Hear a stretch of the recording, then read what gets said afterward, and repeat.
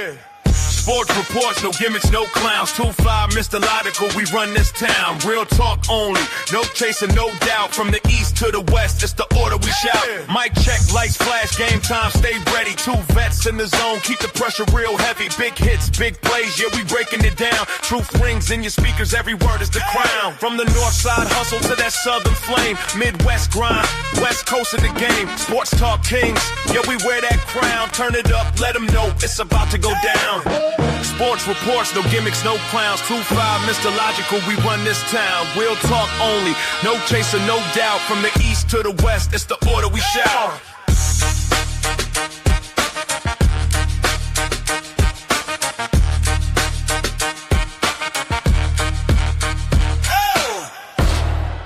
It's about to go down. Yes.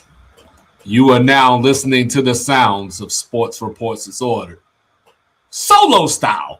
2-5 is here down in the Alamo. Spurs already kicking some butt right now. So let's get right into it. But first, like, review, subscribe, share, rate, do all the free things. Do all the good things. Liquid death in your hand. Check out this pina colada. Look, this series is what I said. It's exactly what we deserved. You know what I'm saying? And I just know. No, you cannot have my hat, Chris. I'm sorry. This series is everything that we expected it to be. It's up and down, topsy-turvy. A turnover here, a free throw there. Just little things that are winning these games. So what I didn't like, though, the one thing that I didn't like was game 2. I felt like to a certain degree, Wemby was very content with getting the split. When the game was on the line, they had a chance to win game 2 as well. But outside of what's happening right now, my concern was it took for a historical night for Wemby for the Spurs to win game 1 and the Thunder to have one of their worst games of the season. So that wasn't a good sign headed into game 2. Now, game 2, unfortunately, J-Dub got hurt. Fortunately for the Thunder, they've been playing without him most of the year.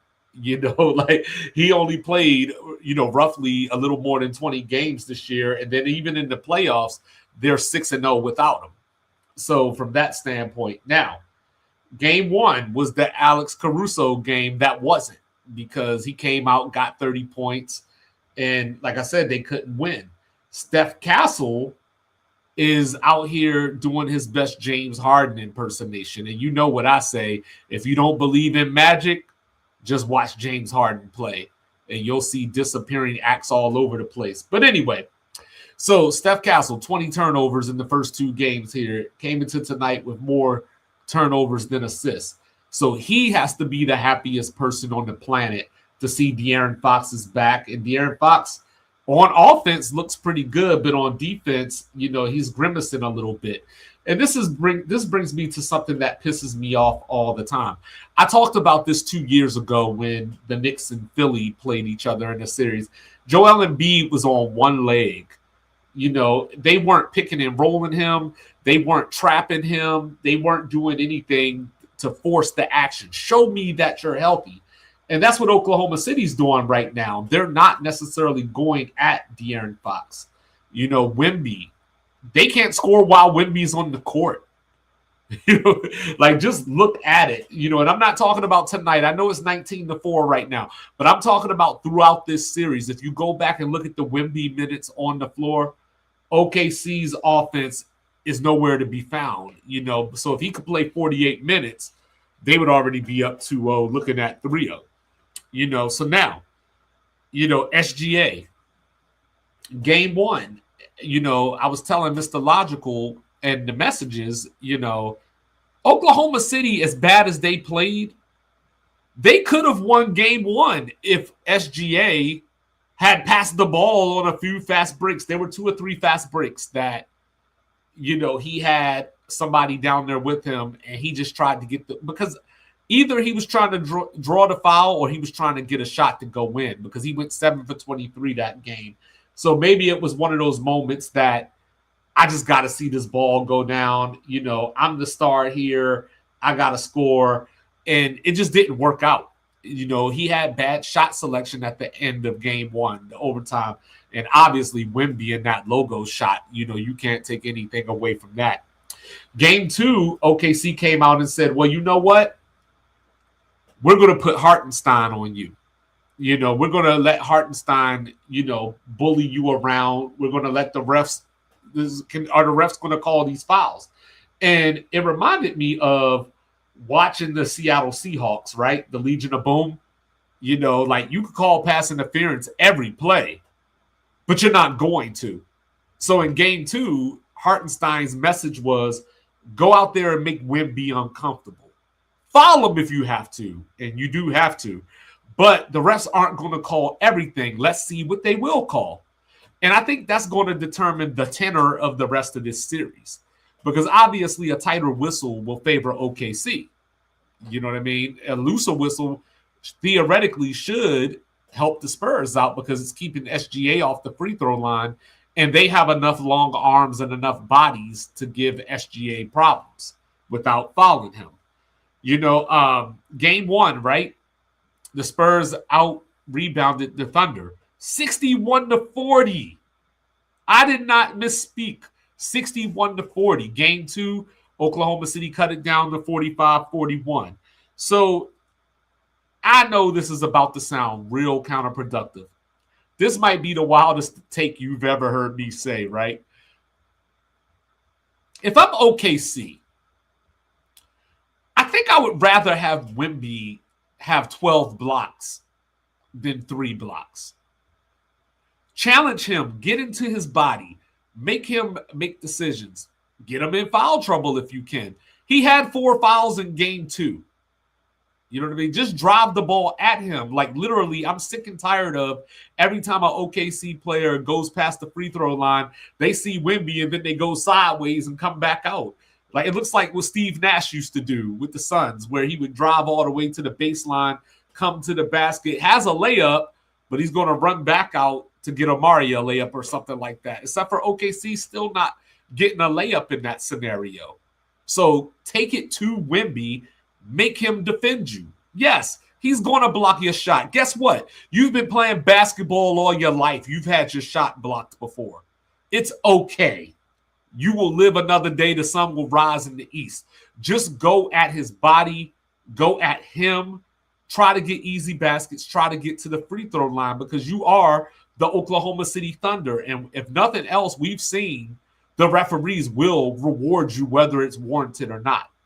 So that's my takeaway from that standpoint.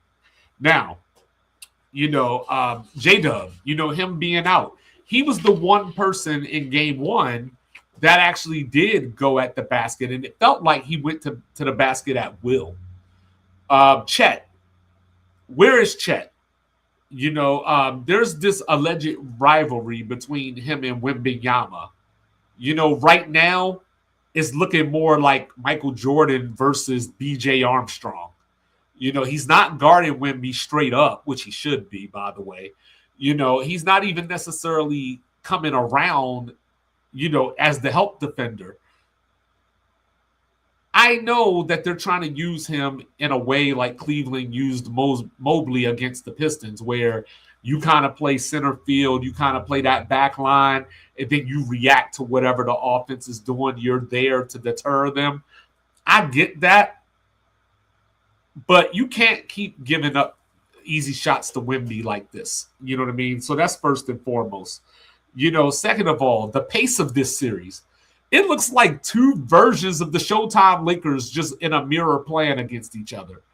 Can this last the whole series? You would think that attrition is going to wear somebody down. And if you're the Knicks, you're sitting over there going, let's hurry up and close Cleveland out, and we can get a tired-ass loser or winner of this series that's beat up. Maybe, some more injuries, because we saw A.J. Mitchell go down at the end of game 2, but he's back tonight, just a little thigh contusion, it sounds like. Are we going to see more Keldon Johnson in this series? Do the Spurs have to play more Luke Cornett to combat Oklahoma City's double bigs? I don't think they do. but it's just something to think about. And shout out to Mitch Johnson, right? He's taking over for a legend in Greg Popovich. And I know, Dallas, Mike, you're going to tell me how overrated Popovich is, noted. But the point is, he's a legend with 5 titles. That's not an easy task to just walk in and replace that guy. We saw even Bill Belichick when he got replaced. That only happened for a year with Jarrett Mayo before Mike Vrabel took over. So Oklahoma City looks like they're settling down a little bit. They're getting back into the game here. Spurs starting to miss some shots.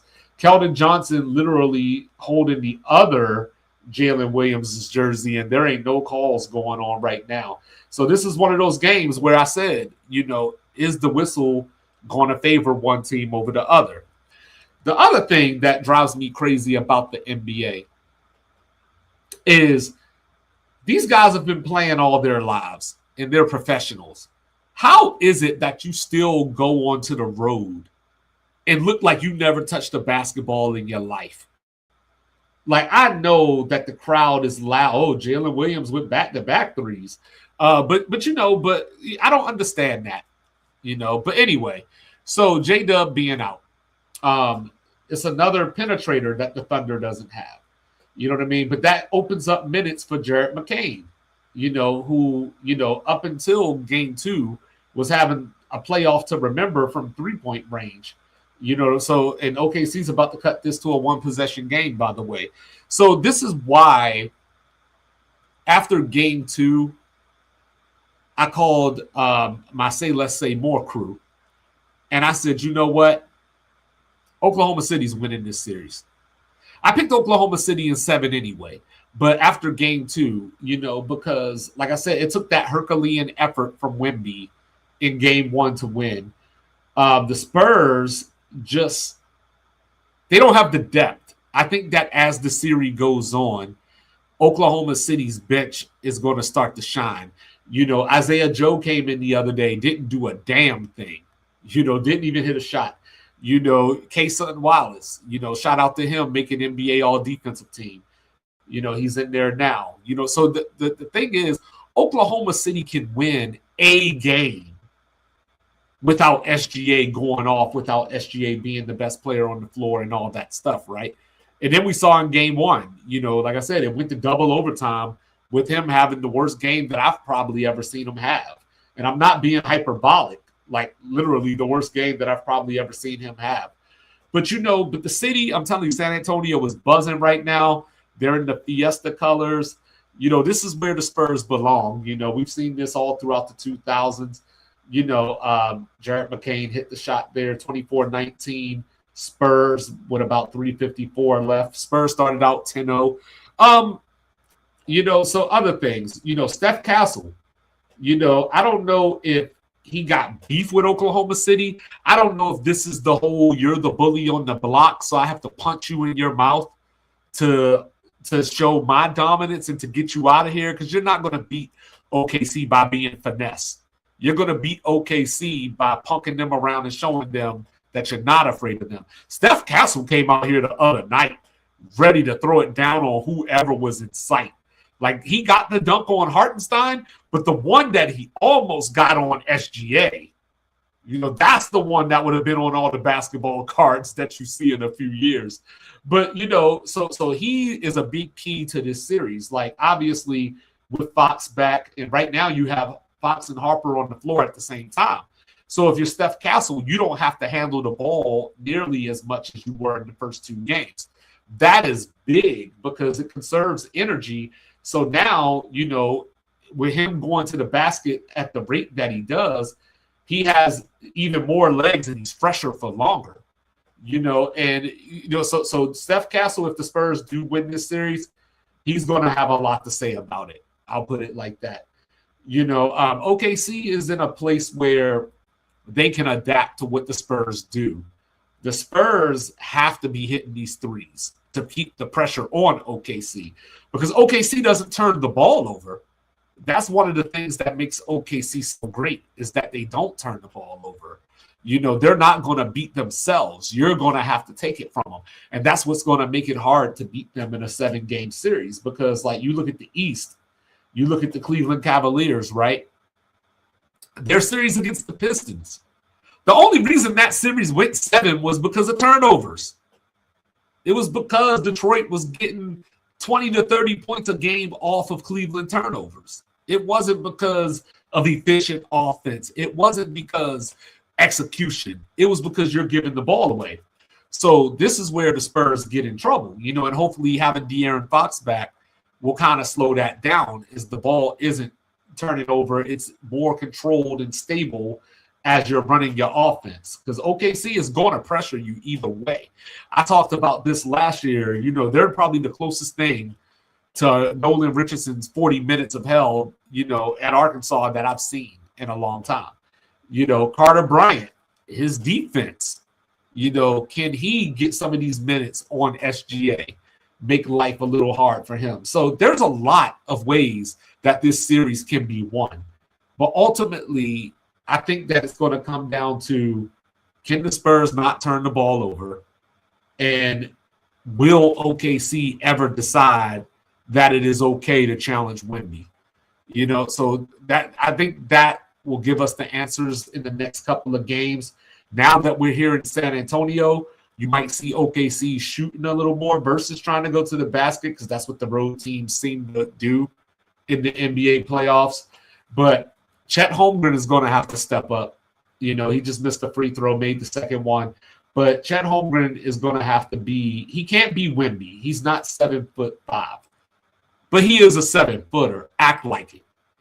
You know what I mean? I don't know why, he's afraid to shoot, because he'll have moments where he's alone at the three-point line and he's got to, wind up to get his shot into motion instead of just being able to go up confidently. So I wonder if after game 1, there were times where Wemby just straight up, for lack of a better word, shit all over him.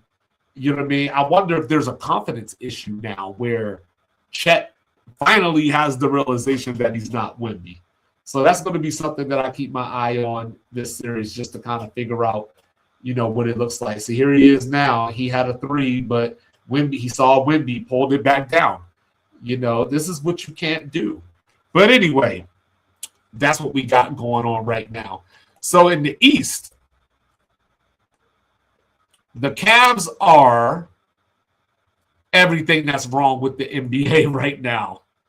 You know what I mean? I don't know why my banners aren't working right here right now, but we're going to – there we go. So I don't know. Like the Cavs are the worst of the NBA right now. Turnovers, three-point misses. In this series, in these 2 games at Madison Square Garden, 39% from the floor overall, 29% from 3. And last night was a perfect example. Josh Hart hit 5 threes, which you've never seen before. Whereas the Cavs only hit 9 as a team. That tells you the story of the game right there. Josh Hart had a career night, 26 points in the playoffs. So Cleveland now, I talked about James Harden and his disappearing acts. But let's talk about Evan Mobley for a second. So I've been an Evan Mobley guy ever since he came out of USC. Thought he was going to come to the NBA and turn into a great player. Not necessarily Chris Bosh, but close enough. But when I look at Evan Mobley, I see a lot of Kevin Durant in his demeanor from the standpoint of, you got it going on, call for the basketball. Tell those dudes to stop pounding the ball into the floor. So last night he came out, 10 points in the first quarter, 14 points at halftime. And then guess what? Didn't have a single shot in the second half. Now, it's easy to look at James Harden and say, what are you doing? You're just standing there dribbling like you're not even moving around. It's easy to look at Donovan Mitchell and say, okay, yeah, you need to get your floater off.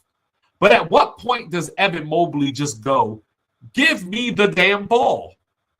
I'm out here having a great first quarter, and now I don't even get a shot in the second half. Now, so when Darius Garland was there, that was one of my criticisms, right? The whole thing about the Cleveland Cavaliers was you knew there was going to be a game within the series where Donovan Mitchell was going to go 8 for 24. And then you just had to hope, if you're the Cavs or a Cavs fan, you had to hope that Darius Garland wasn't going to go 7 for 21 that same night. So now with James Harden, you got a bunch of different things going on. He's turning over the ball. Even in this series right now, 2 games in this series, James Harden has 5 total assists. Not 5 assists per game, 5 total assists. You're not scoring in that efficient manner, so you got to get everybody else involved and get everybody else better. Now, as we go back to game 1, if you're not going to be scoring, if you're not setting other people up, the next thing you have to do is give effort on defense. Now, this is the thing. James Harden has never been a defensive stopper. James Harden's older now. He will never be a defensive stopper. But damn, can you act like you at least want to be out on the floor? So you remember when you were young, playing basketball at the park. Maybe you're playing against a bunch of dudes that you've never seen play before. Maybe you're playing against a dude that you've seen miss a lot of shots throughout the course of park history, right? So you're defending him. He's got a little space, and he might even talk to you and say, "Oh, you ain't going to guard me?" And you just walk away and say, "You got it." And you let him shoot the ball, right? That's the equivalent of what James Harden was doing. The only problem with that, well, the big problem with that is Jalen Brunson was making the shots.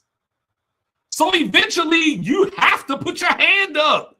Eventually you have to put your body on him. Because you're 6'5", and he might be 6'1". But anyway, act like you want to play defense. That's the one thing that I've always credited Steph Curry with. Steph Curry will never be a lockdown defender. But he's up in those passing lanes. He will try his little heart out. He will. James Harden doesn't know what the word try means. So then, as you fast forward a little bit into that same game where they blew the 22-point lead, where's Kenny Atkinson?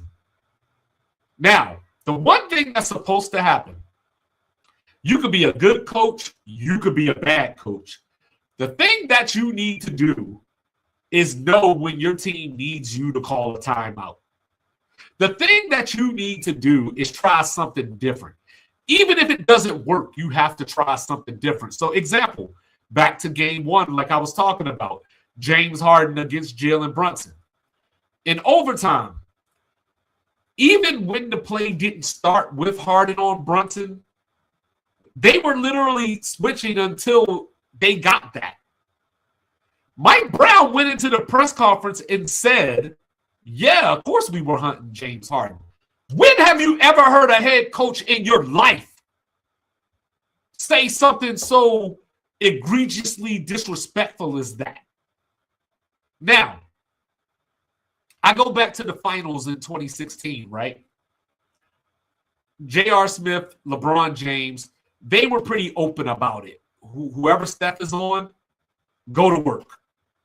Make Steph guard you. Let's tire out his legs on defense. He can't stop you. Just go score, right? Okay, that's a player that was on the court saying those words. Coaches have this thing called coach speak where they don't say the things. You know what I mean? They try to be as political as possible. They try to not ruffle too many feathers.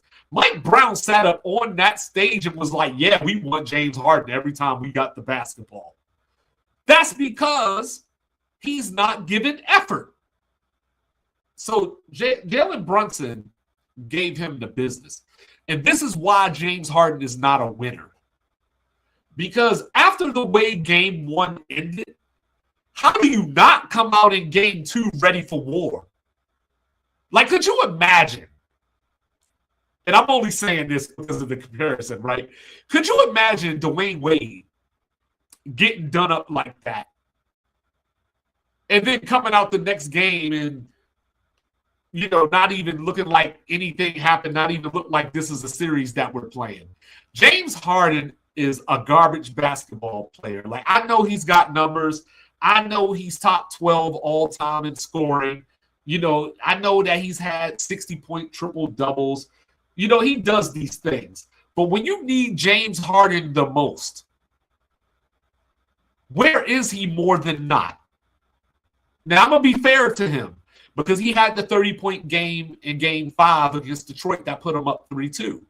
That changed the whole balance of that series. So I got to give him the credit for that. If you're going to criticize him, you got to give him the credit when he does show up. But the problem is this happens way too much. We're at the 48 playoff games now with more turnovers than points. For a guy that is running an offense, I expect that to some degree because you dribble the ball so much, you have the ball so much that you're going to get turnovers. But if you're this great player, if you're this top 5 shooting guard of all time, can you hit some shots when it matters?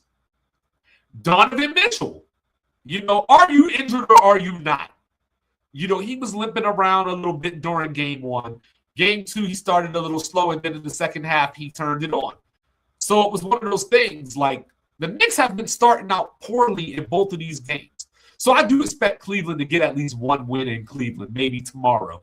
I do expect that because Cleveland's 6-1 in the playoffs at home. Whole different team. The game that Sam Merrill had last night, 0 for 7, that's not going to happen once we get back to the land. You know what I mean? But the problem is that Donovan Mitchell, I need you whistle to whistle. From the moment that the game tips off, you need to make your mark on this game. Because we know that Evan Mobley's not going to be aggressive enough, consistently enough, to keep the Cavs in position. We know that James Harden is a mixed bag. We don't know which version that we're going to get. Life is like a box of chocolates.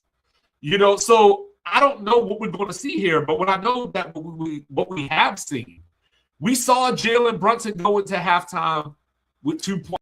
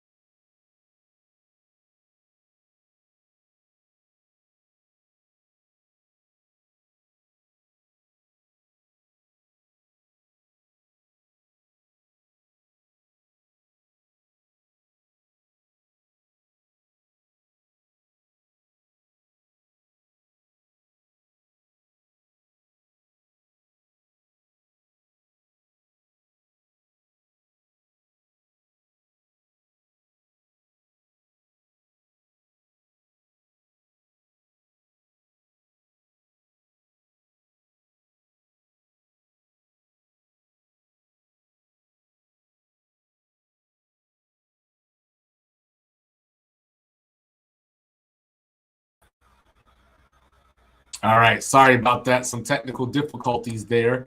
As I was saying, you know, Donovan Mitchell needs to put his imprint on the game from whistle to whistle. You know, don't sit back and let the game come to you. Don't wait for the Knicks to fall apart. Don't wait. You got to make the game your game. And that's the problem with guys like him, you know what I'm saying? Because they aren't big enough in that, you know, Kobe Bryant frame, LeBron frame. that even when the shot's not falling, even when the game's a little slow, they're going to get to the free throw line. He does get to the free throw line, but you can't expect that consistently. He ain't much bigger than Jalen Brunson. You know what I mean? So James Harden is going to be the other key here, obviously, because he's the guy that's going to have the ball in his hand the most. Maybe these two just can't play together. Maybe that's what we're learning here. The other thing, like I was saying about Kenny Atkinson, is that you got to make the adjustment. Even if it doesn't work, you have to at least attempt to make an adjustment. Now, is this series over? No, it's not. Because Cleveland has played so well at home that they can win both of these games and go back to New York. And we know, look at this, Oklahoma City in the lead now for the first time tonight. I think that they're good enough at home to at least, like I said, win one of these. And if you win one, you can win two. That's always been my motto. And that's what I was telling the Spurs in game two. You know, they had a chance to win game two. You cannot give up games in a series against Oklahoma City. Like, you can do that if you're playing the Phoenix Suns. You could do that against the Portland Trail Blazers. You cannot just sit around and go, we're going back. Oh, here we go now. Oklahoma City, 3 threes in a row now. Anyway, the Knicks, impressive. You know, Mikal Bridges, I called him out before the series. Can you keep it going? He can. You know what I mean? The Knicks bench took over game one, you know, and Landry Shamet in particular, who, you know, I loved ever since Wichita State, and I loved him when he was on the Wizards, which he still was sometimes. But look, the series isn't over. You know what I'm saying? So I'm still with you, Cleveland. Just give me a reason to stay. All right. So it's almost August, y'all. College football. I just wanted to take a few minutes to just get into some early thoughts, right? Some things that I'm looking forward to. Obviously, I could say something along the lines of like, I want to see Indiana, the national champion. What do they look like? No Fernando Mendoza, you know, no Surratt, no Hemby, you know, no Allen, you know, I can go, no D'Angelo Pons. I can go on and on. I could say that. You know what I mean? But I'm not going to. I'm not a fan of the quarterback that they picked up in the portal, Hoover. So, you know, we'll get to that at a later date. So first and foremost, can Texas match the hype? So living in Texas, I have to see that ugly-ass color more than I want to, right? And on top of that, I have to talk about Texas and hear about Texas more than I want to. This year, they deserve it. Now, the biggest thing for me in Texas, the reason why I'm so anti-Texas, is because all I hear is how much money their athletic department has. You know, all I hear is, you know, they're the best job in college football. All I hear is Sark is a great coach. All I hear every single year, you just hear the same things over and over, right? Now, you know they haven't won a national title since Vince Young, right? And then when was the last time before that? That's my problem with the University of Texas. So before this year, and hopefully I don't have to eat my words, I've always said that Texas is the New York Knicks of college football. Now, granted, they do win national titles sometimes, so they at least got that going for them.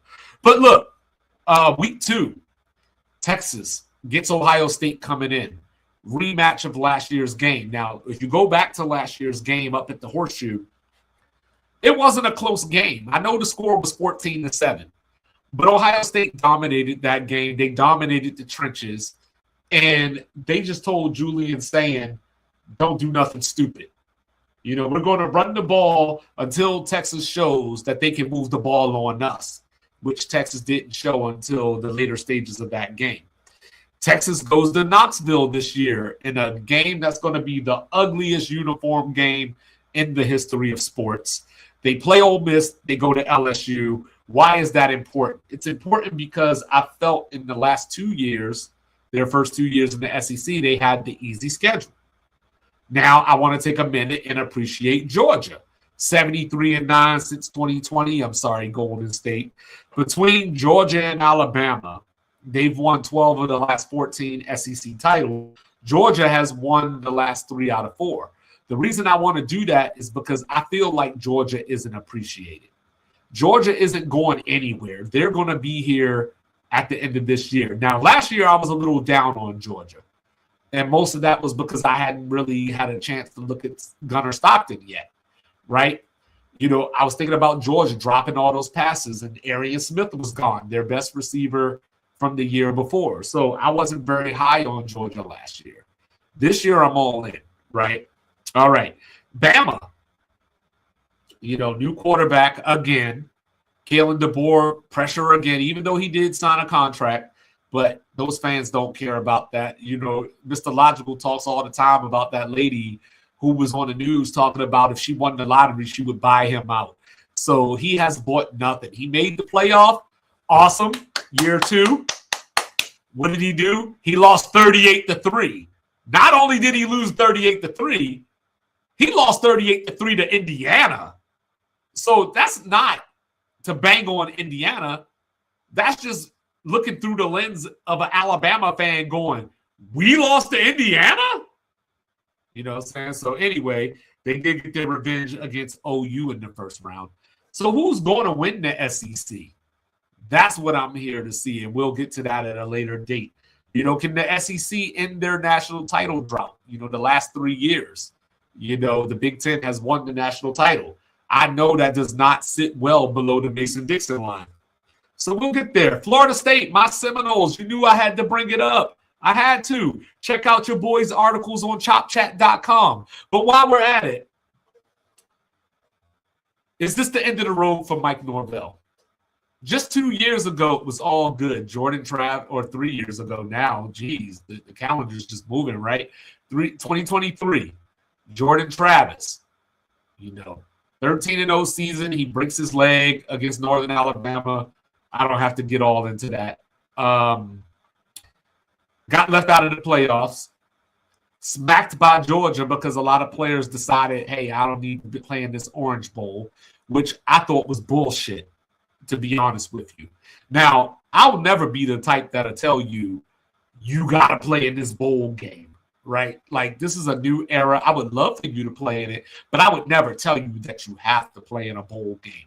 But after being snubbed that way, I just felt after everything that you put into that season, Florida State should have put a bullseye on Georgia and came out ready for assault and battery charges. That's the way that I felt, just in that specific instance. And, you know, we as a society, everything doesn't have to be 100%. There are gray areas.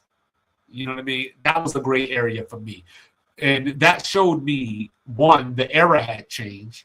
Two, like, what kind of effect does Mike Norvell have on this team? Like, I see players laughing at him. You know, he makes the dumbfounded deer in the headlight faces way too much on the sidelines. I'm not here to say whether I want Mike Norvell gone or not. I do. But I'm not going to say that. But when I look at Florida State's schedule this year, right? So, you know, you get the week, you know, New Mexico State to start out the season. You start off with SMU on Labor Day night at home, Tallahassee, Doak Campbell Stadium. Lose that game if you want to, Mike Norvell, because I was there last time you played SMU. I was there, and I saw Kevin Jennings dominate the Seminole defense. Do it again.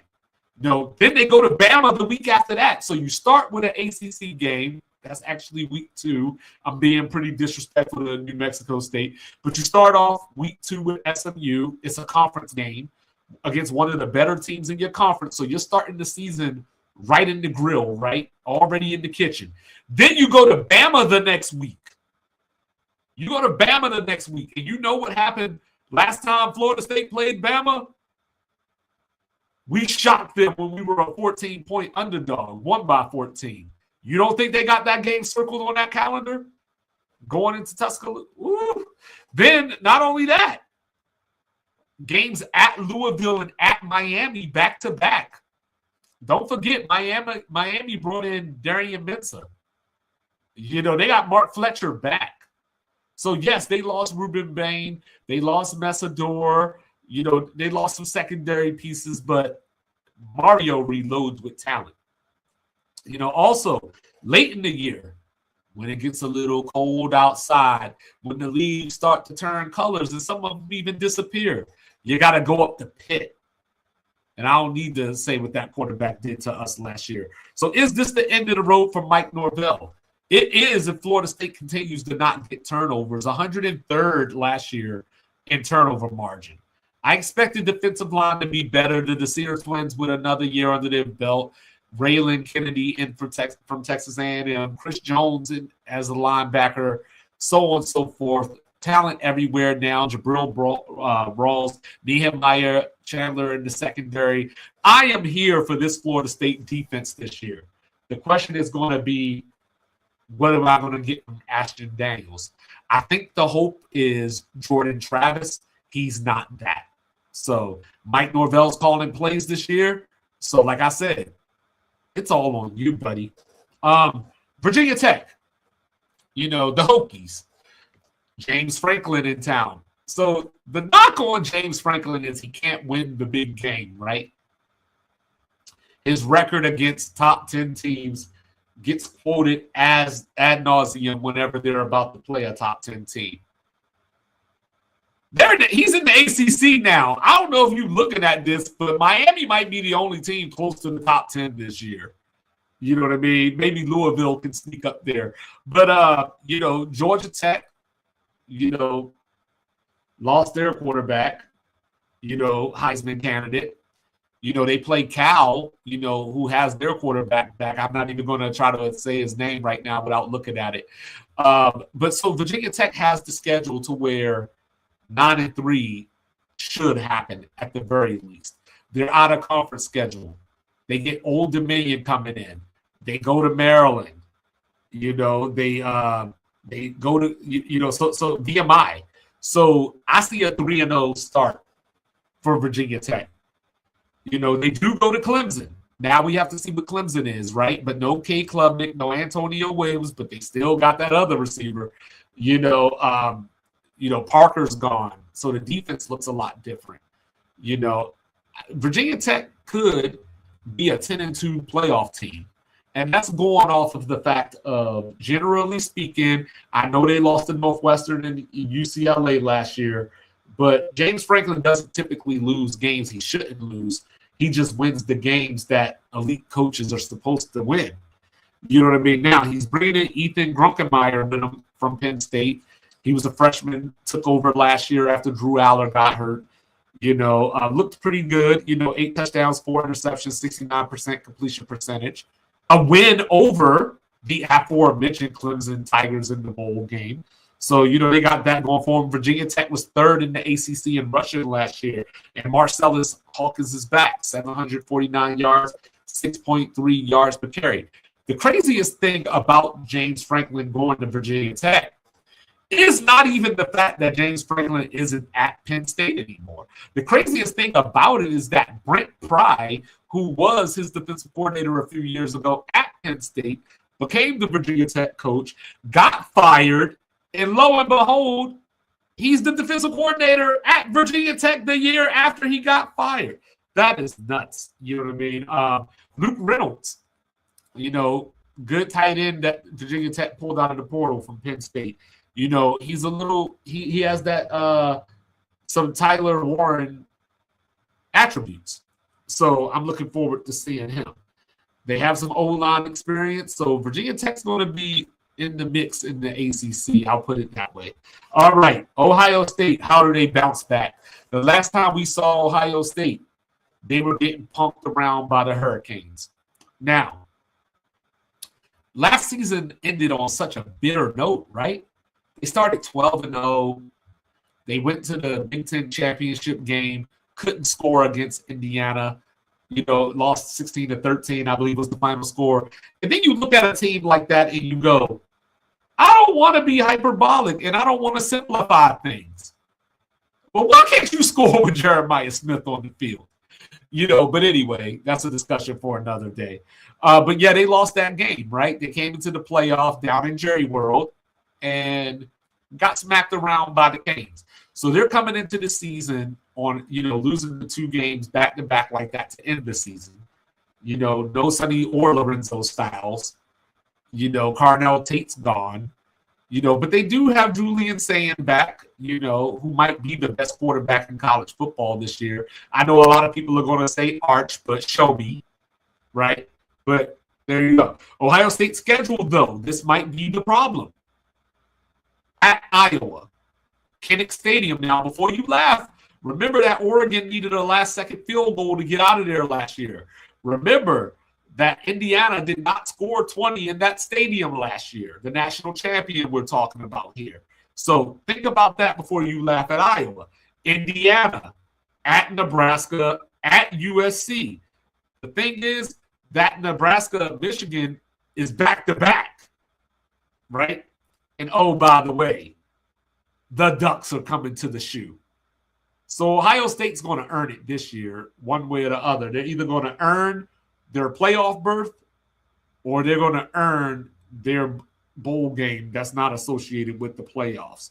What does Texas Tech do at quarterback? Brendan Sorsby, for those of you that haven't heard the last couple of weeks, apparently he had a gambling problem. He may not be the Texas Tech quarterback when the season starts, but they do still have Will Hammond on the roster who filled in for Barry Morton last year. Specifically in that game at Salt Lake City, Fox was there, big Saturday college football, and, he held it down in that game, 13 of 16, 169, 2 touchdowns. He did start the game that they did lose, the one loss that they did have in the regular season against Arizona State, but, that can be forgiven. So what do they do, and is it even necessary to have a concern? Because I think that no matter who the Texas Tech quarterback is, whether it is Brendan Sorsby or whether it is Will Hammond, I think that you're looking at one half of the Big 12 championship game. So that's one prediction that I will make right now. The new Pac-12. Now, why am I concerned about the new Pac-12? Why is it on my list of things that I'm looking forward to? So look, Oregon State and Washington State were left out in the cold. Now they found some new buddies. But it's one of those buddies in particular. One of those buddies. Boise State. They've been the G5 Kings, right? Okay. There ain't no more San Jose States. There ain't no more Wyomings. No disrespect to War Memorial Stadium. There's no Nevada.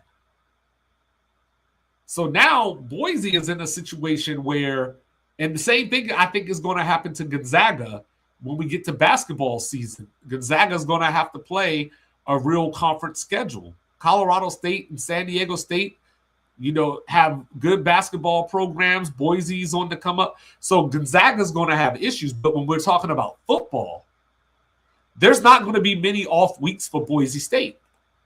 You know what I'm saying? So, hey, saying the wife in the comments talking trash, but it's all good. But look, Boise State has been the gem of the G6, as I said earlier. Now we get to see them in a real conference. We get to see how they can sustain it, going forward. Now, UNLV, on the other hand, in the Mountain West goes, Boise ain't here no more. It's our time to shine. And they might just, Dan Mullen's got something good going over there in Las Vegas. But keeping it in that region, that Boise-ish region, North Dakota State in the Mountain West. I'm looking forward to that. We talked about it. 10 out of the last 14 FCS national titles. Now they're going to take their act to FBS. And they're in a Mountain West with no Boise State, no San Diego State. Can North Dakota State actually win the Mountain West this year? Now, when you think about that, it sounds ridiculous on the surface, right? Because no, it doesn't. Because I just mentioned Wyoming, New Mexico, San Jose State, Nevada. Like, it's up for grabs. You got Northern Illinois and UTEP coming into the Mountain West this year. Nobody's afraid of them. Trust me, I have that on good authority. Nobody's afraid of them. Can Syracuse bounce back?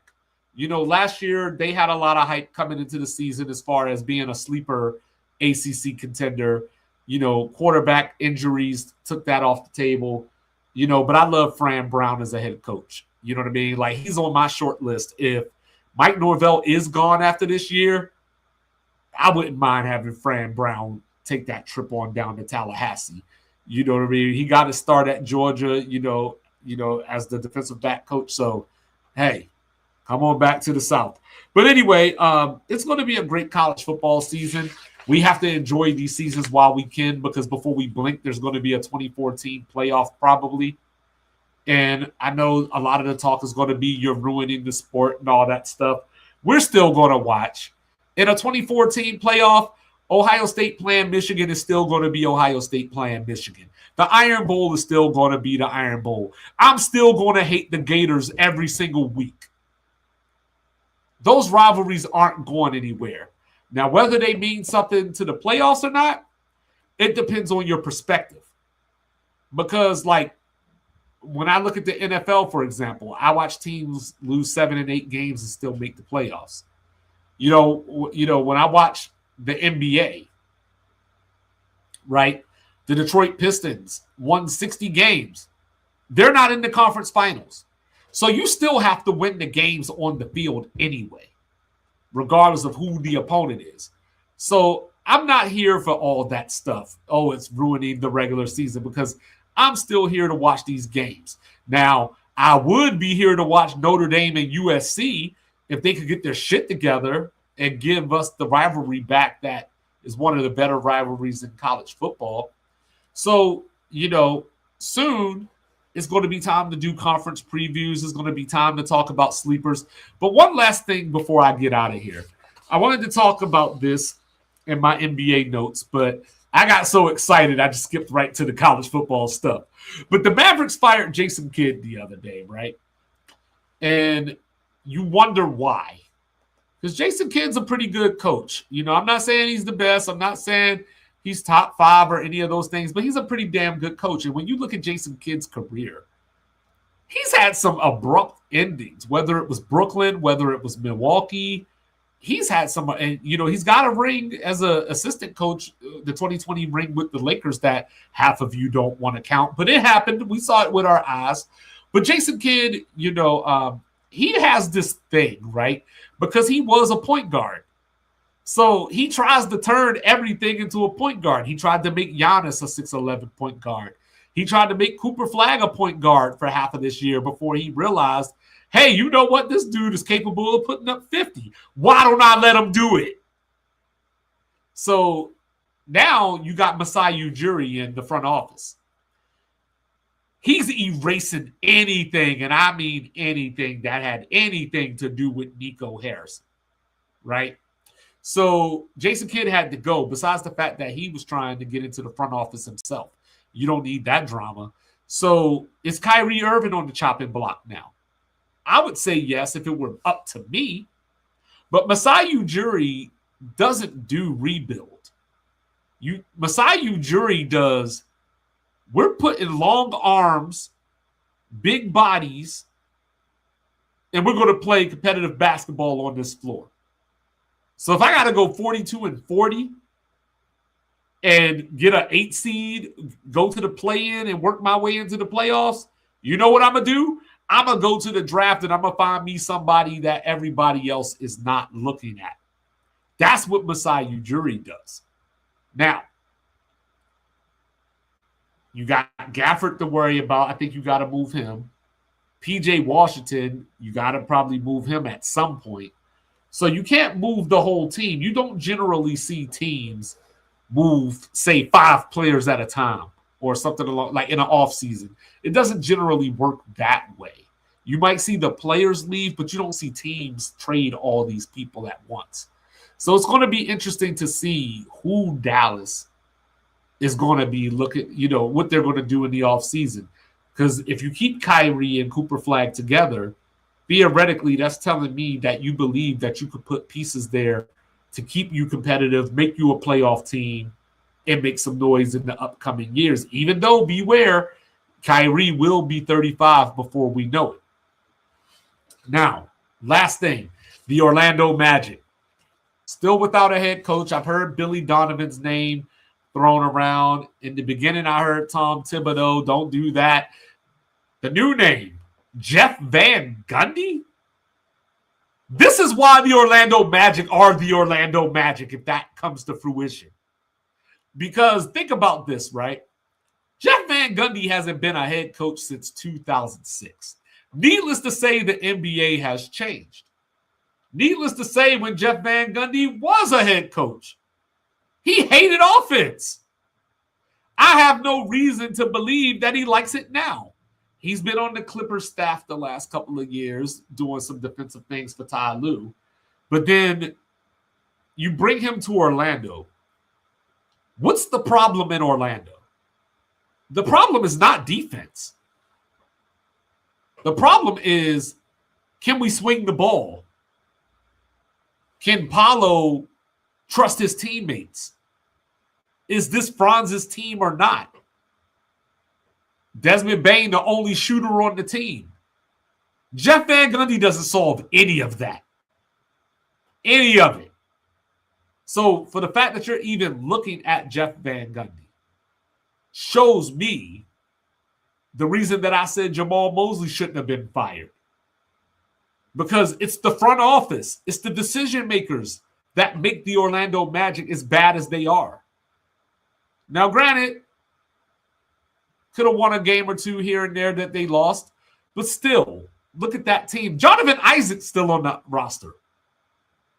He won't be next year, but I digress. Anyway, so Oklahoma City with a 4-point lead here with about 2 minutes left in the first half. They're giving Wemby the SGA treatment on some of these calls, especially that last call that I just saw, but 52-49 now. So Oklahoma City, like I said, they started out 10-0 or 10-0 down in the hole. You got to stay on them. They're going to get back into the game. They're not going to turn the ball over. They're going to do the right thing. Look at this, SGA from the mid-range. The MVP is here in the Alamo, ladies and gentlemen. But hey, I'm 2-5. This is Sports Reports as ordered. Like, review, subscribe, share, rate, do all the free things. Do all the good things, by the way. We will be back on Tuesday. Mr. Logical will be back. We'll have more reaction to these games. We'll see how this game plays out. But I got Thunder in 7. I originally picked Cleveland in 7. So I'm not going to be a coward and change my pick, but I will say that it's looking more like Knicks in 5. I'll just do that. But I'm going to stick with my pick for the record so y'all can make fun of me and stuff, because when I get it wrong, y'all be on my ass. But when I get it right, not a peep, right? 'Twas the night before Christmas style. But Sports Reports is ordered. We'll be back. I love y'all. Thank you for your support. Thank you for tuning in. All that. Sports Reports is ordered. Out. Town, real talk only. No chasing, no doubt. From the east to the west, it's the order we shout. Mic check, lights flash, game time, stay ready. 2 vets in the zone, keep the pressure real heavy. Big hits, big plays, yeah, we breaking it down. Truth rings in your speakers, every word is the crown. From the north side hustle to that southern flame. Midwest grind, west coast of the game. Sports talk kings, yeah, we wear that crown. Turn it up, let them know it's about to go down. Sports reports, no gimmicks, no clowns. 2-5, Mr. Logical, we run this town. Real talk only, no chaser, no doubt. From the east to the west, it's the order we shout.